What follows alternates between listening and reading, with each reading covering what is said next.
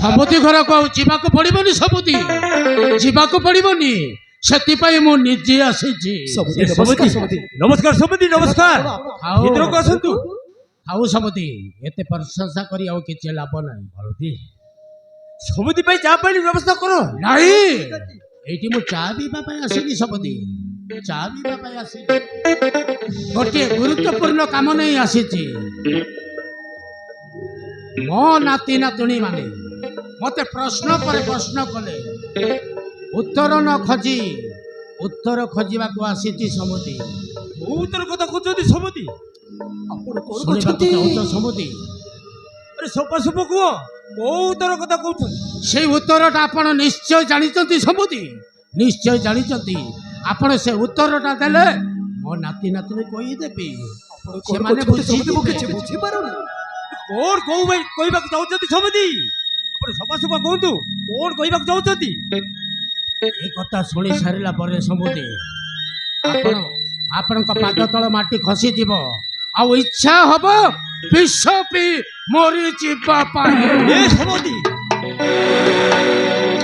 ଶୁଣ ସମୁଦି, କୁହ ସମୁଦି କୁହ। ଗୋଟିଏ କାହାଣୀ କହିବି। ସେ କାହାଣୀଟା ସତ ନା ମିଛ ଆପଣ ବିଚାର କରିବେ। ଓ ସମୁଦି, କୋଉ କଥା କହିବାକୁ ଚାହୁଁଛନ୍ତି? ଶୀଘ୍ର ଶୀଘ୍ର କୁହ। ଗୋଟିଏ ବାଇ ଚଢ଼େଇ, ମାଇ ଚଢ଼େଇ ଆଉ ଅଣ୍ଡିରା ଚଢ଼େଇ, ସେମାନଙ୍କ ମଧ୍ୟରୁ ପରସ୍ପର ମଧ୍ୟରେ ପ୍ରେମ ହେଲା। ସମୁଦି, ପ୍ରେମ ହେଲା ପରେ ଦୁହେଁ ମିଶି ମନ୍ଦିରର ବିବାହ କଲେ। ମନ୍ଦିର ବିବାହ କଲା ପରେ ଘର ସଂସାର ଆରମ୍ଭ କଲେ। ସମୁଦି, ଦୀର୍ଘ ବର୍ଷ ଚାଲିଗଲା। ଦୁଇଟି ଅଣ୍ଡା ଦେଲେ, ଦୁଇଟି ଛୁଆ ମଧ୍ୟ ହେଲା। ହେଲେ ମାଇ ଚଢ଼େଇର ମନ ମାନିଲାନି ଯେ ପୁଣି ଥରେ ଗୋଟେ ଚଢ଼େଇ ଆଉ ଗୋଟେ ଡାଳରେ ବସିଥିବା ଅଣ୍ଡିରା ଚଢ଼େଇ ସହିତ ପ୍ରେମ କଲା।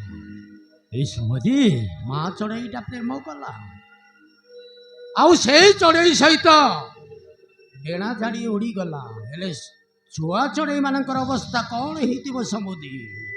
କଣ ହେଇଥିବ? ଏ ସମୁଦି, ସେଇ ଛୁଆ ଚଢ଼େଇ ମାନେ ଅନାଥ ହେଇଯାଇଥିବେ ସମୁଦି, ଅନାଥ। କଣ କହିଲେ ସମୁଦି? ପୁଣି ଥରେ କୁହନ୍ତୁ। ସେଇ ଛୁଆ ଚଢ଼େଇ ମାନେ ଅନାଥ ହେଇଯାଇଥିବେ ସମୁଦି। ତମେ ଠିକ କହିଛ ସମୁଦି, ସେ ଛୁଆ ଚଢ଼େଇ ମାନେ ଅନାଥ ହେଇଗଲେ। ଠିକ ସେମିତି ଆପଣଙ୍କ ଝିଅ ମୋ ପୁଅକୁ ଭଲ ପାଇ ବାହା ହେଲା, 15 ବର୍ଷ ସଂସାର କଲା, ଦୁଇଟି ଛୁଆର ମା ହେଲା। ସେତିକିରେ ତା ମନ ମାନିଲାନି ଯେ ଗୋଟିଏ ପର ପୁରୁଷକୁ ଘରେ ଡାକି ପ୍ରେମ କରୁଥିଲା। ମୋ ନାତି ନାତୁଣୀ ମାନେ ଦେଖିଦେଲେ ବୋଲି ହାତ ଗୋଡ଼ ବାନ୍ଧି ସେଇ ପର ପୁରୁଷ ସହିତ ଚାଲିଗଲା।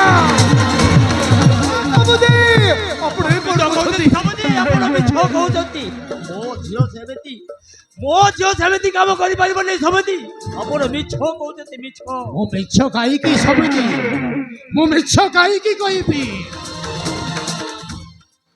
କୋଉ ଶ୍ୱଶୁର ନିଜର ବୋହୂ ବିଷୟରେ ବିରୋଧର କଥା କହିବାକୁ ତା ଜୀବ ଲେଉଟିବ କେମିତି?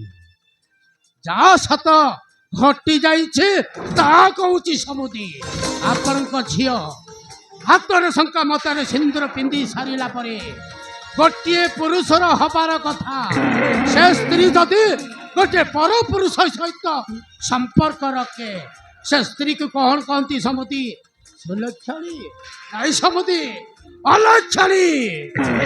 ଆପଣଙ୍କ ଝିଅ ଗୋଟେ ଚରିତ୍ରହୀନ ବେଶ୍ୟା। ଆପଣଙ୍କ ଝିଅ ଏ ନାରୀ ସମାଜ ପାଇଁ ଗୋଟେ କଳଙ୍କ। କଣ କହୁଛନ୍ତି ସମୁଦି? ଆପଣ କଣ କହୁଛନ୍ତି ସମୁଦି? ଆପଣଙ୍କର ମୁଣ୍ଡ ଠିକ ଅଛି ତ? ଆରେ ମୁଣ୍ଡ ଠିକ ନଥିଲେ ତମ ଘରେ ଆସିନଥାନ୍ତି ସମୁଦି। 10 ମାସ 10 ଦିନ ଅନ୍ତଚିରି ଜନ୍ମ କରିଥିବା ଛୁଆମାନଙ୍କୁ ପର କରି ଯଦି ଆଜି ପରପୁରୁଷ ସହିତ ଚାଲିଗଲା, ସେଇଟା ଗୋଟେ ମା ନୁହେଁ, ଗୋଟେ ରାକ୍ଷସୀ। ସମୁଦି, ଆଜି ମୋ ମାନ ସମ୍ମାନ ଇଜ୍ଜତ ମୋ ମାଟିରେ ମିଶି ଧୂଳି ସାତ ହେଇଗଲା। ଦାଣ୍ଡରେ ମୁଣ୍ଡ ଟେକି ବାଟ ଚାଲିବାକୁ ମତେ ଆଉ ସାହସ ହଉନି ସମୁଦି। ଏଇ କଥା କହିବା ପାଇଁ ତମ ଘରେ ଆସିଥିଲି। ଆପଣଙ୍କ ଝିଅ ଗୋଟେ ଚରିତ୍ରହୀନ ବେଶ୍ୟା, ନାଇଁ ସମୁଦି ନାଇଁ। ଚରିତ୍ରହୀନ ବେଶ୍ୟା, ଚରିତ୍ରହୀନ ବେଶ୍ୟା। ଏଇ କଥା କହିବା ପାଇଁ ମୁଁ ଆସିଥିଲି। ତମ ଘରେ ବନ୍ଧୁ ବାନ୍ଧି ବହୁତ ବଡ ଭୁଲ ହେଇଗଲା। ଆସୁଛି ସମୁଦି, ଆସୁଛି। ନମସ୍କାର। ଏ ସମୁଦି ଏଇ